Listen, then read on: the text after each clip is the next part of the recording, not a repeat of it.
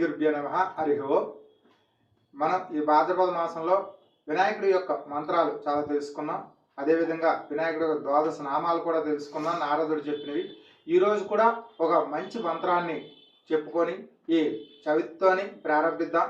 వినాయకుడి మంత్రాలన్నీ చదవడం, ఈ నెల రోజుల పాటు ఈ మంత్రాలన్నీ మనం చదవడం వల్ల మనకి అనేకమైన లాభాలు ఉంటాయి. అదేవిధంగా విఘ్నాలన్నీ తొలగి ఈ సంవత్సరం అంతా మనం చేయబోయే కార్యక్రమాలన్నీ కూడా నిర్విఘ్నంగా జరుగుతాయి అన్నమాట.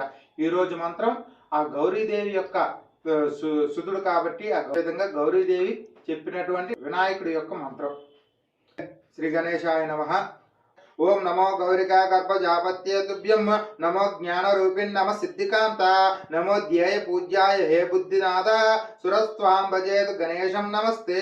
ఓం నమో గౌరికా గర్భజాపత్యే తుభ్యం నమో జ్ఞాన రూపిణ్ నమ సిద్ధికాంత నమో ధ్యేయ పూజ్యాయ హే బుద్ధినాథ సురస్వాం భజేత్ గణేశం నమస్తే. ఈ మంత్రాన్ని మనం ఈ నవరాత్రులతో పాటు ప్రతినిత్యం చదువుకుంటే మనకి అన్ని విఘ్నాలు తొలగి మనం చేయబోయే కార్యక్రమాల్లో శుభాలు జరుగుతాయి అన్నమాట. ఇలాంటి మరిన్ని విషయాల కోసం మా ఛానల్ సబ్స్క్రైబ్ చేసుకోండి.